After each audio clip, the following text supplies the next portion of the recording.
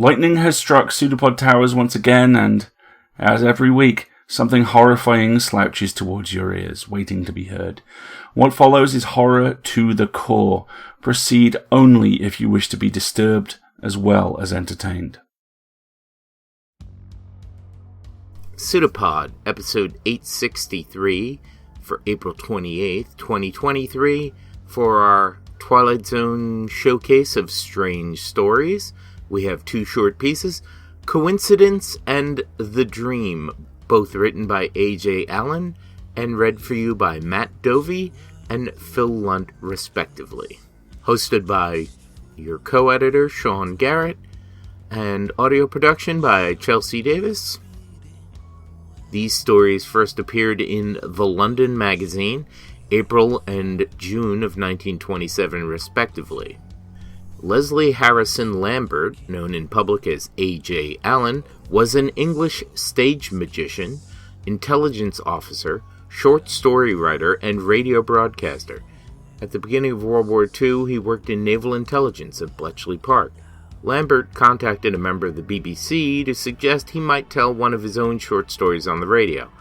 This offer was accepted, and so as A.J. Allen, he broadcast My Adventure in Jermyn Street on January 31st, 1924. Following his immediate success, he quickly became one of the most popular broadcasting personalities of the time. He went to considerable trouble over writing each story, taking a couple of months and only broadcasting about 5 times a year.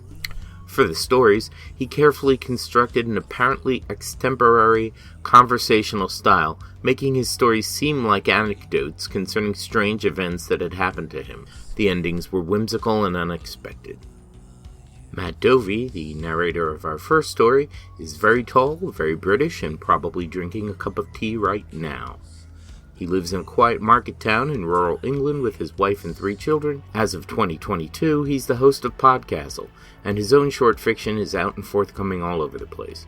You can keep up with it at mattdovey.com or find him time-wasting on Twitter as @MattDoveyWriter. Links will be in the show notes. The narrator for the second story, The Dream, is Phil Lunt. Hailing from the rainy northwest of England, Phil is an actor, designer, and very infrequent writer. He now works full-time as a casting booker, but likes to read stories to you whenever he gets a chance. Having an entry on Wikipedia is one of his greatest achievements, but for his sins he supports Bolton Wanderers.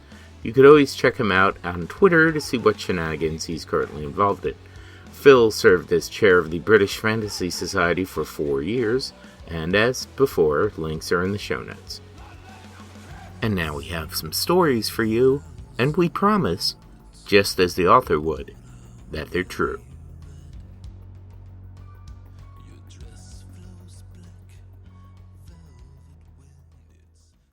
Coincidence by A.J. Allen, narrated by Matt Dovey. This is the story of a coincidence. At any rate, I call it a coincidence. The road where I live is very long and very straight. It's paved with wood and well lighted after dark. The result is that cars and taxis going by during the night often go quite fast. I don't blame them. They hardly ever wake me unless they stop near the house. However, about 2 months ago, one did. I mean, he did wake me. He jammed on his brakes for all he was worth just opposite my window and pulled up dead. You know what a row that makes. Then after quite a short pause, he drove on again. That was nothing, of course, and it didn't make much impression on me at the moment. I was only just not asleep. But about 2 minutes later, the same thing happened again. This time it was a taxi. At least it sounded like a taxi. Just about the same place the driver shoved on his brakes with a regular scream, and he stopped. And I think he backed a few yards, but then I don't know. At all events, he did a bit of shunting, and in a minute or two he cleared off. As you can imagine, this second business made more of an impression, and when still a third car went through the same programme, I really did quite try to address my mind to the problem. You know how utterly vague one can be at 3 o'clock in the morning? I said, "Oh yes, I know what it is. It's the same as last February." In February, or was it January? Anyway, whenever it was, the water main bust, and a hole became in the middle of the road. They fenced it off with poles and red lamps and put a watchman and brazier and sentry box inside. Well, that was all right, of course, but during the night a thickish fog came on, and cars came whizzing along, banking on a clear road, and didn't see the lights until they were nearly on top of them, and had to pull up in a hurry. Can't you see the watchman striking out for the shore, after the first 2 or 3? Mit brazier. At all events, I thought, that's what's happened again. But then I said, hang it all, it's August, and there can't be a fog, so it isn't that. This must be looked into. So I got out of bed and went and hung out of the window. Presently a large touring car came buzzing along, and just opposite me on went the brakes, and it tried to loop the loop like the others had. I couldn't quite see where it had pulled up because there were rather a lot of trees on each side of my window, but I heard people get out, and there was a general air of excitement for about a minute. Then they climbed in again, and the door banged, and away they went. You can quite imagine how intriguing it all was.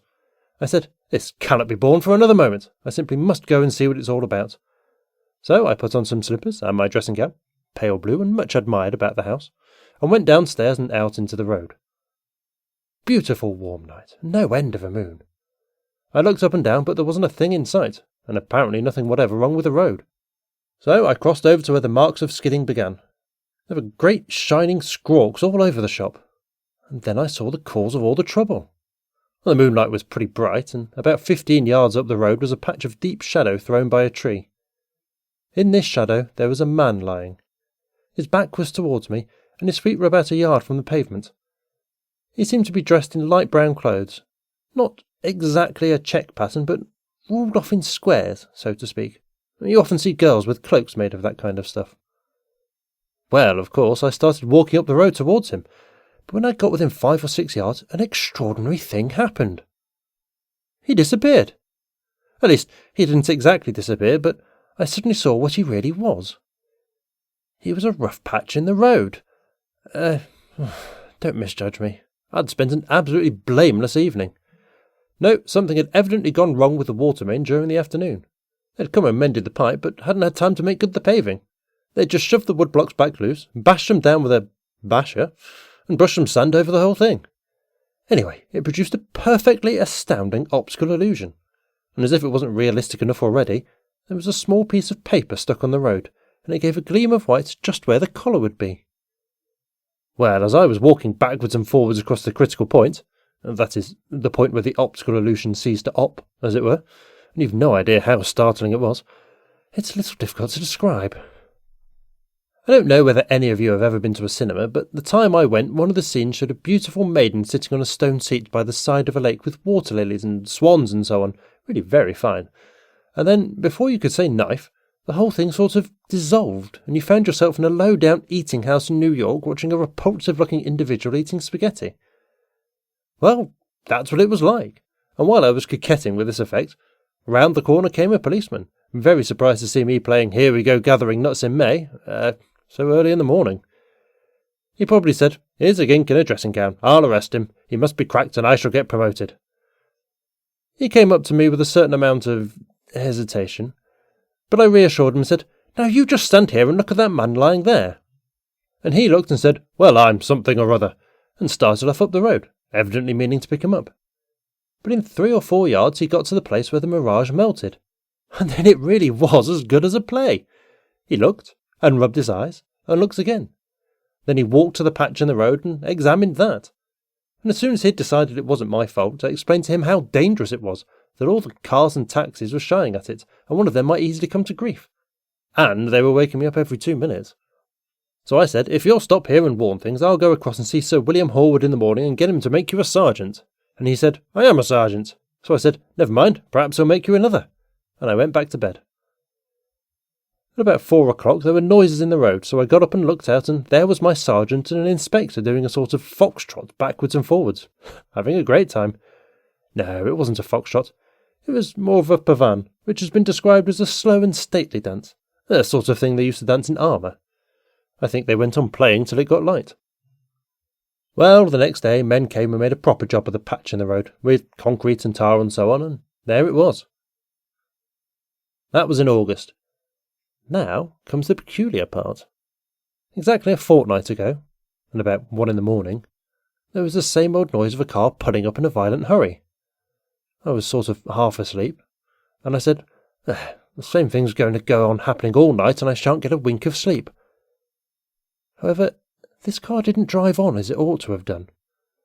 There were voices and footsteps and the sound of the car being backed, general excitement. After a few minutes of this I got curious, and again went out, in my blue dressing gown. The car was pulled up just at the same old place. But there wasn't any optical illusion about it this time. They'd run over a man, and he was very dead. They said he'd walked off the pavement right into them. And now comes the coincidence. He was wearing light brown clothes. Not exactly a check pattern, but ruled off into squares, so to speak. You often see girls with cloaks made of that kind of stuff.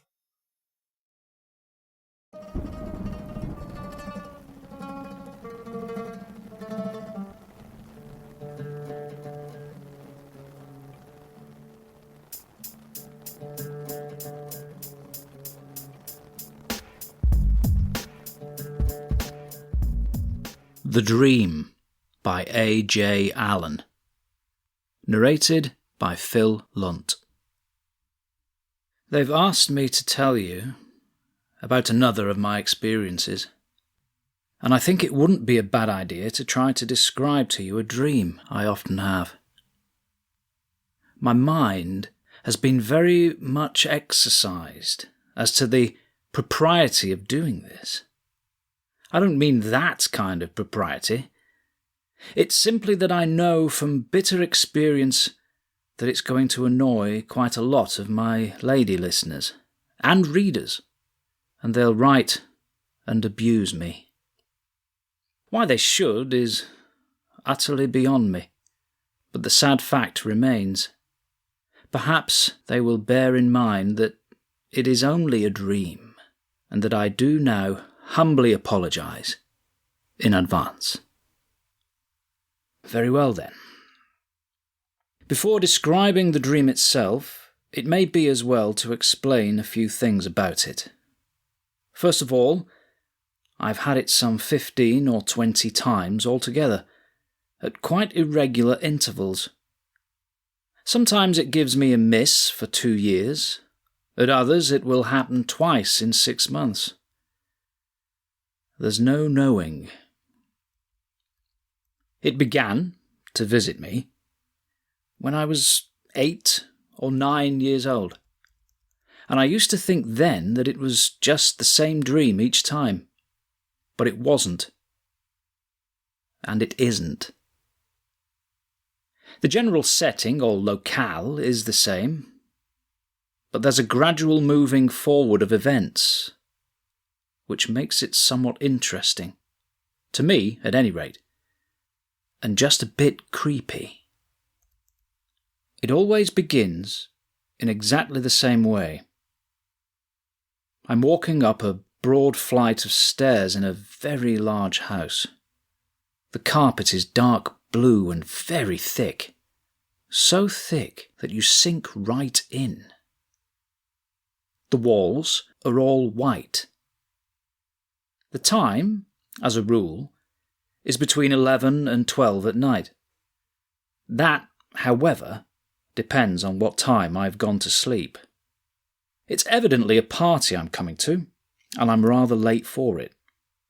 My left forefinger is poking a piece of paper down into my waistcoat pocket, and I'm aware in some occult way that it's the ticket for my hat and coat.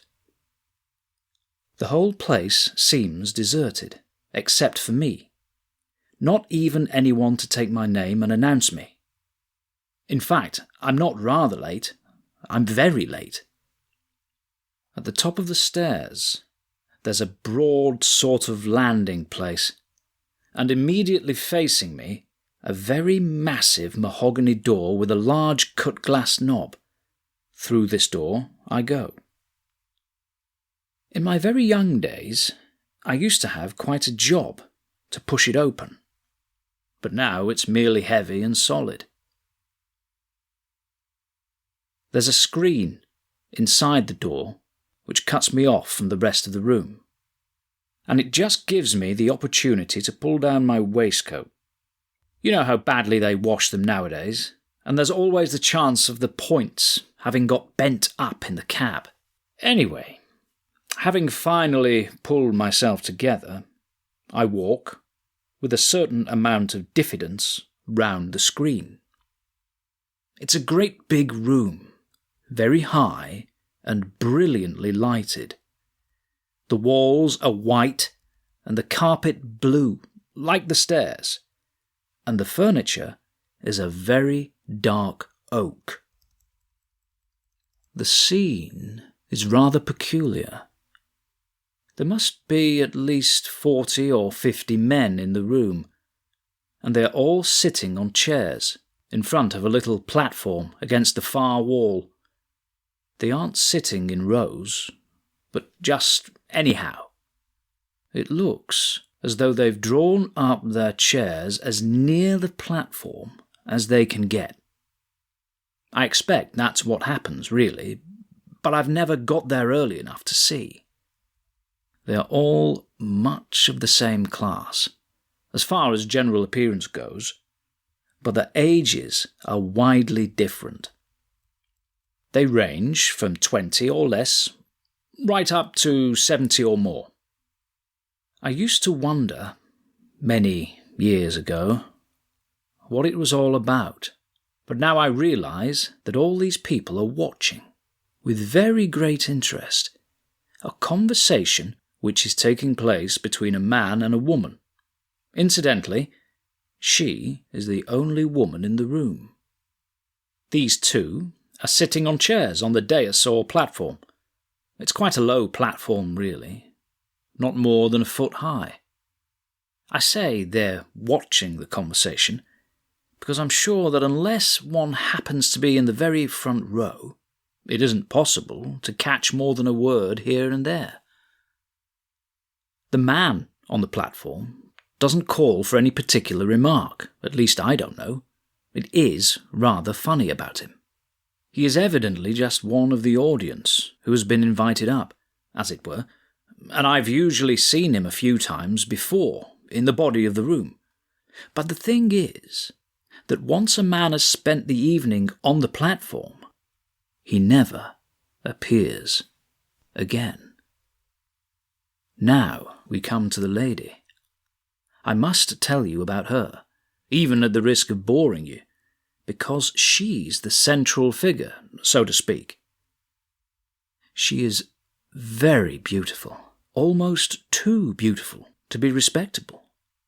In fact, if one didn't actually know, however, when I say respectable, I don't mean that she would faint clean away if anyone said damn, but one would hesitate before digging her in the ribs on short acquaintance. As far as I can tell, she's on the tall side and very graceful. I've never seen her standing up. She looks as though she could dance well. By dance, I mean waltz, of course. She has lovely copper-coloured hair, and she's had the sense not to cut it off. She apparently believes in looking like a woman, and not like an ungainly boy. Most unfashionable, but then you must remember that this is a dream. She's usually dressed in a simple black evening frock and a hat. The hat is rather of the, I think it's called the turban type. It's a little difficult to describe. It's got a sort of osprey thing that points backwards and downwards, rather like the tail of a comet does. I think Miss Lily Elsie wore something like it in The Merry Widow, if she doesn't mind my dragging her in. When I say she's wearing a simple black frock, I mean one of those simple little frocks which you can pick up anywhere for 50 or 60 guineas. And it's never the same dress twice. If I could only draw, I could earn a couple of thousand a year by making sketches of them. They aren't quite like the things you see about just now, but they may be fashionable someday, who knows? While she's sitting down, she isn't having a perpetual struggle to make her skirt cover her knees. Not that I've any quarrel with knees, qua knees. But those rows of bony excrescences which stick out at you in the tube, well, surely some of them might be left to the imagination. In fact, if things go on as they are doing now, one won't want an imagination at all. And then what? And while we're on the subject of horrors, I'm sure she would never wear bolshy boots. She wouldn't flaunt her political opinions to that extent, whatever they are.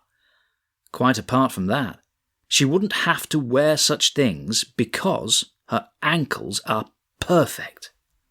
I won't refer to light-coloured stockings because they, well, de mortuis.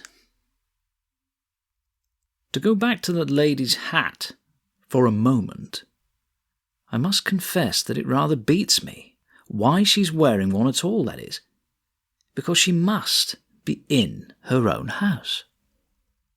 You can tell that from the way she behaves. I mean, that she's obviously acting as hostess, and her manner is a treat to watch.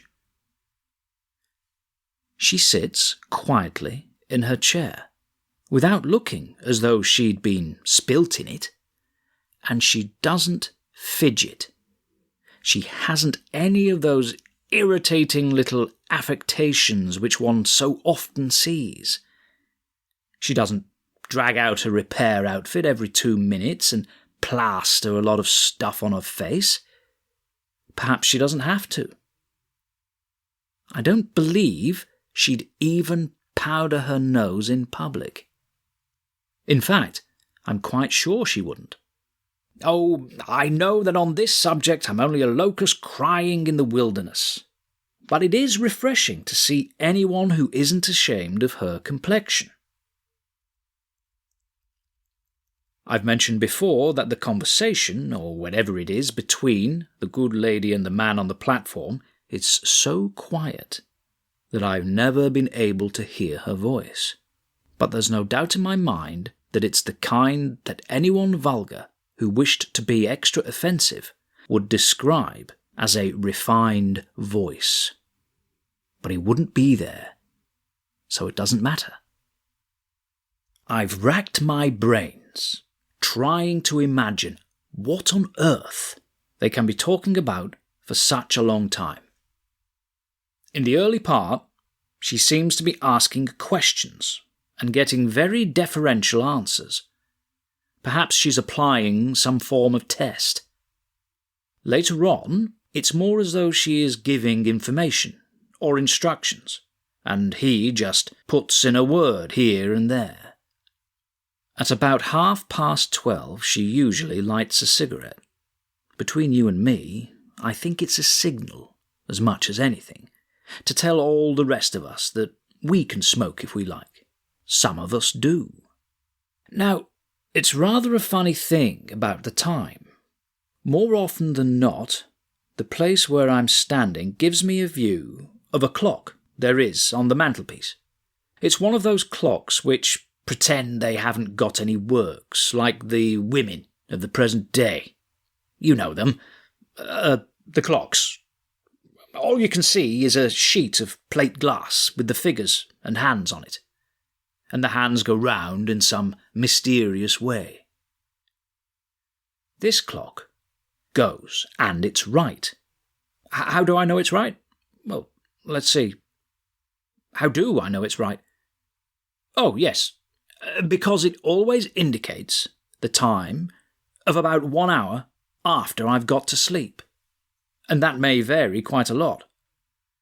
I think that more or less proves it. It's also a peculiar thing about the smoking. I didn't begin to smoke in real life until I was 23, but I always smoked in this dream, even when I was at school, and it used to give me a horrible taste in my mouth next morning. Oh, it's a vivid dream, all right. As regards the age of the lady, well, it's a little hard to say. In my extreme youth, she was about as old as an aunt. When I was grown up, she seemed more like a sister. And now I'm blowed if I know how old she is. Early 30s, probably?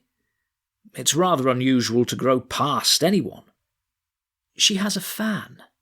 Forgive me for going on about her, but she has a fan. It's a big ostrich feather one. She knows how to use it, and she doesn't wield it like a tennis racket. In fact, altogether, I give her full marks. I think I said at the beginning that there aren't quite enough chairs for everyone, and those who come late, like me, have to stand up at the back. All the same, it becomes apparent every now and then during the evening that there is a vacant chair a little way in. It's always a mystery to me how this happens, because no one ever seems to go out. Only a blind man would. But when it does happen, one of the men standing at the back sort of tiptoes in and takes it. We just settle it among ourselves, like you do on the tube. Oh, that's all right, I'm getting out at the next station. You know? A man who has once sat down always has a chair after that. So you see, there's a process going on through the years whereby everyone gradually works forward to the front and eventually finishes up on the platform. It has often undoubtedly been my turn to take a vacant chair, but some instinct always warned me not to. Even our hostess has noticed it, and she's occasionally looked at me as though to say, "Aren't you going to sit down?" But I've always half shaken my head and let someone else have it. The chair, that is. Then she has just given a slight, very slight, shrug of the shoulders, and I felt rather ungracious, and left it at that. I know now why I don't sit down, and I'll tell you about that presently.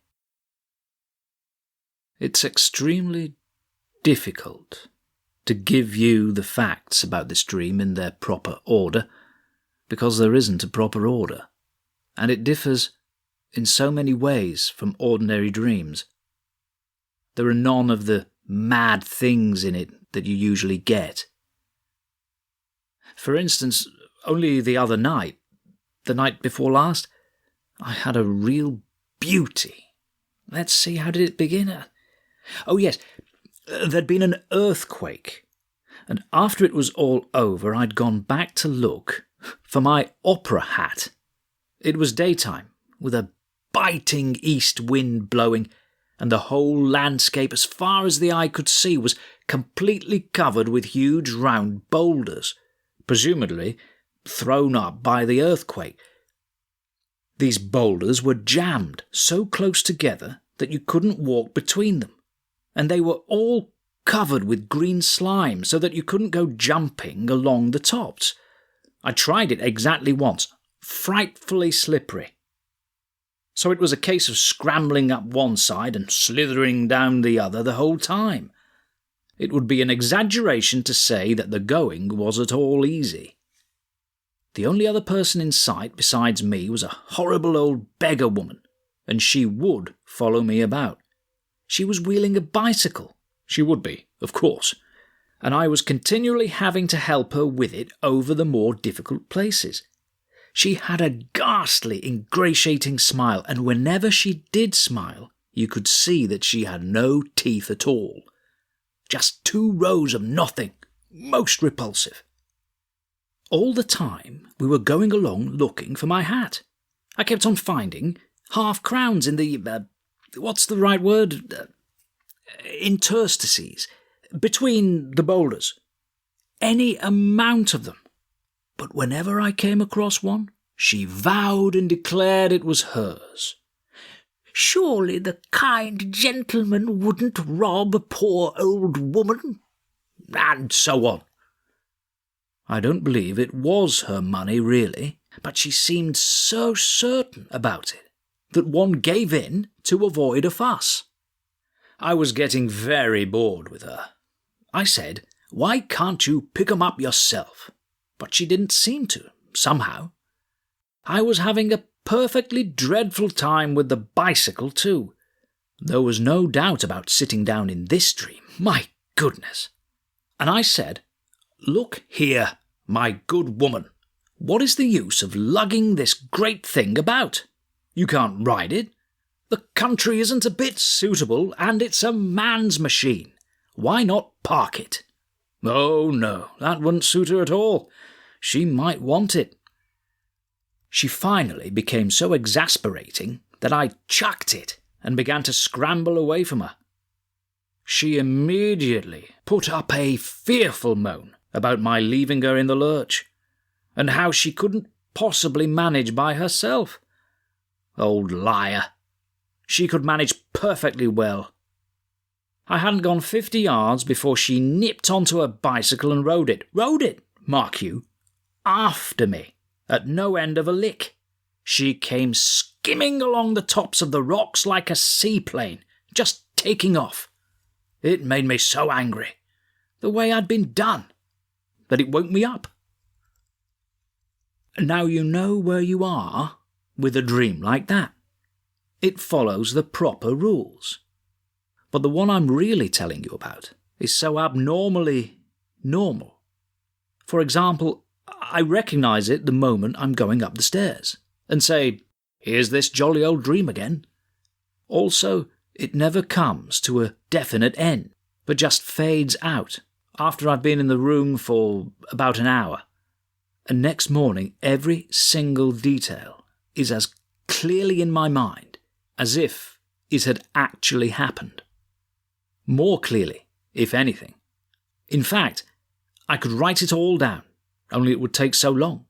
I also have the impression that these doings often take place when I'm not there.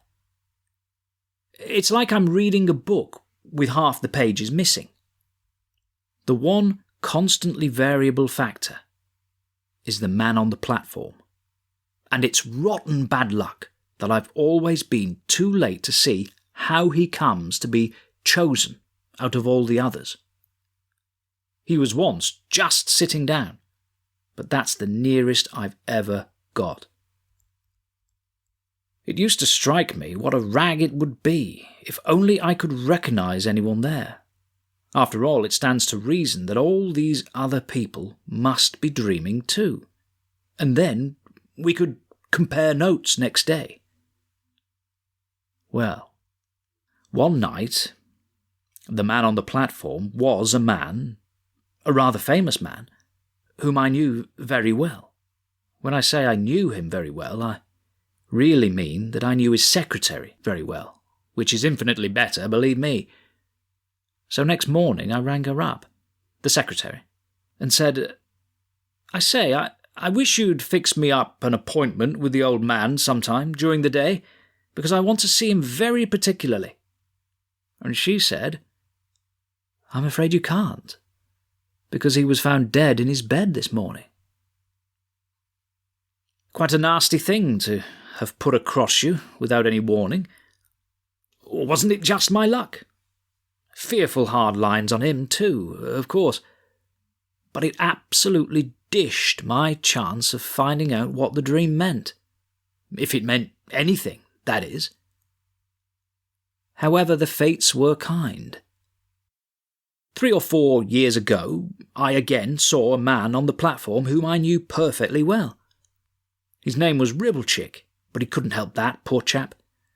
He recognised me too, and we grinned at each other, and I thought, now it's all right. He'll have heard her speak, and will be able to tell me what she is, if not who. So next morning I trotted round. They lived quite near us. And will you believe me, the whole house was upside down. He, poor old Ribblechick, had been found dead in bed too. Heart failure, they said it was. Please don't think that I'm suggesting for a moment that it was anything but the purest coincidence that these two unfortunate people happened to die in the same way.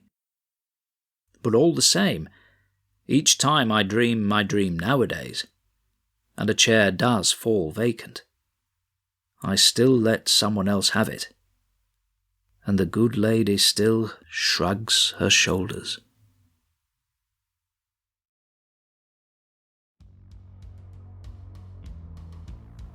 And welcome back.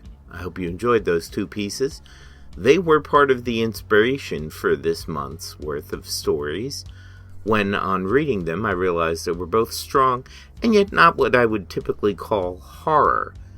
The more I thought about it, the more I realized that they actually occupied a strange liminal space that informed horror and supernatural fiction in the early part of the 20th century, and the public's perception of such, but weren't actually fiction stories. In fact, these two stories by A.J. Allen are part of an interesting sideline that existed of newspaper and radio columnists who would compose short pieces for print or the air about strange phenomena.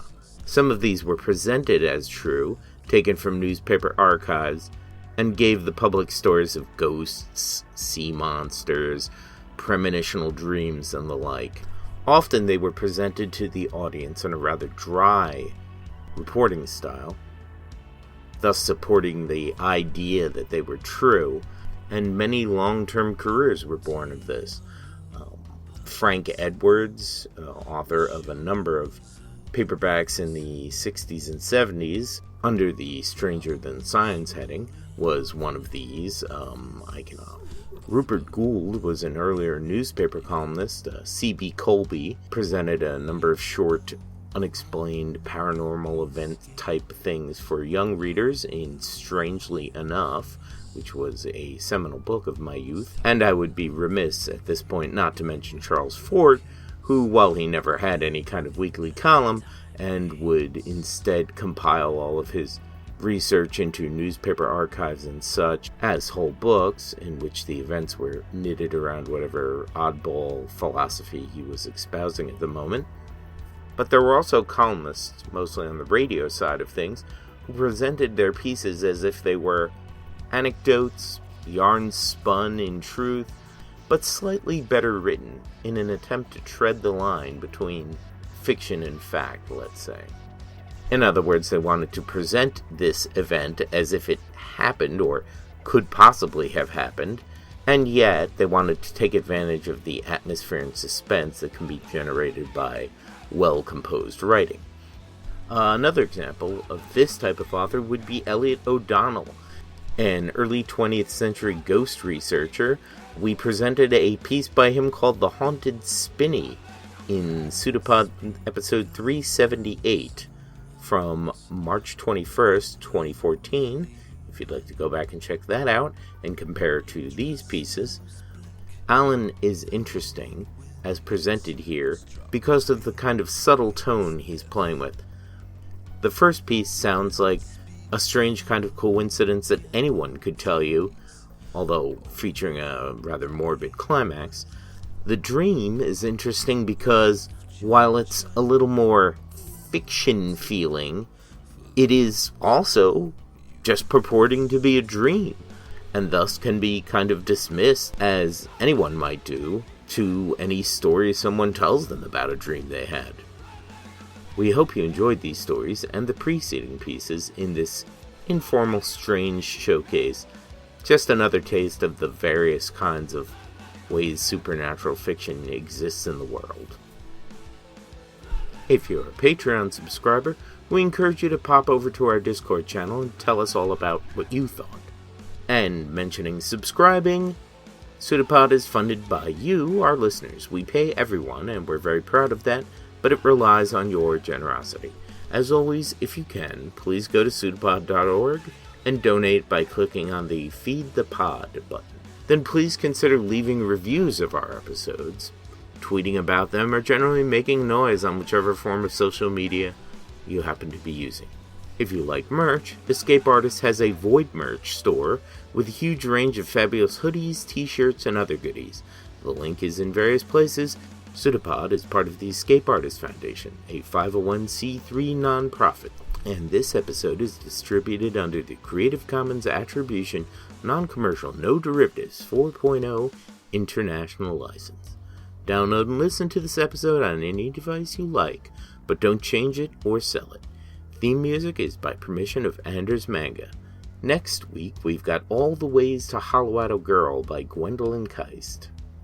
And so we here at PseudoPod leave you with a closing quote from Charles Fort. One measures a circle, beginning anywhere.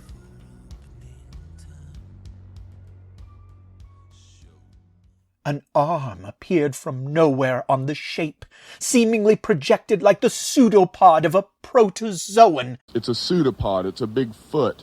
It's all about podcasts these days.